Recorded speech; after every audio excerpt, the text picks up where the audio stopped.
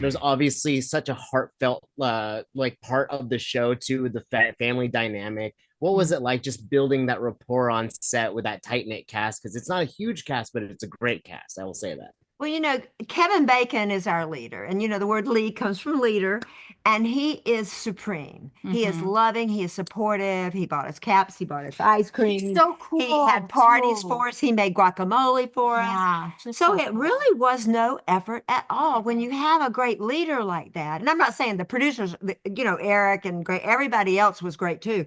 But really, Kevin being on set with us all the time and most of the scenes with him, he just is a smooth operator, and Yeah. he's just a good person, a family man. He and his wife are so happy, kids are happy, and it And I shows. feel like they all also gave us the freedom to play, Yeah. right? And trusted us within our characters, and just getting to know each other, like the family that you said, right? You opened your arms to me at the table read, right?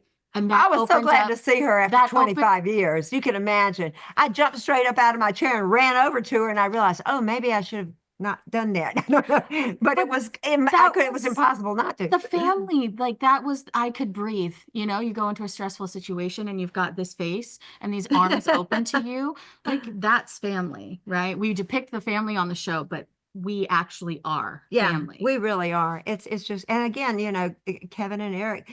Eric is so filled with joy. Hmm. I mean, And so tall. 6'8", exactly. I mean, you're gonna do what he says. You are, yes. That is the truth. Even Midge will do what he says. But we had the freedom to ask questions, of course, and if a line wasn't comfortable, to find out exactly what the intent Yeah. was. And sometimes, I would have to, I remember this one specific thing. I had a lot of physical stuff. I think it's something I'm not supposed to talk about because it's a kind of a plot thing, but I had to do a lot of stuff with a lot of props. Hmm. And I said, give me just a minute. And it was fine, Yeah. and to be able to Yeah. do that, Hmm. to slow yourself down and to let them know that you just need that little bit of a breath. And then you Yeah. go on. You don't always feel that freedom. Not at all. Because we had a tight-knit cast, we were often on set filming different things at the same time, right? For efficiency's sake. And I would see Kevin in the hair and makeup trailer getting all of his fingers messed up and getting all of his, neck wounds and everything. So even before I was in front of the camera in the world, I kind of knew how intense the world was. I get scared, right? Naturally, like to little things. So, like you said, the fan blowing and just the creepiness that it gave me, my skin crawling, and there was a tension in the air. I think the electricity, everybody committed to the story that we're telling. You just couldn't help but even right now, like reliving it, I just feel this like cold coming over me, with the mirror situations and just a lot of fun little tricks to fully develop the world. Yeah, oof. Can I Pretty, ask, how are the benefits in hell?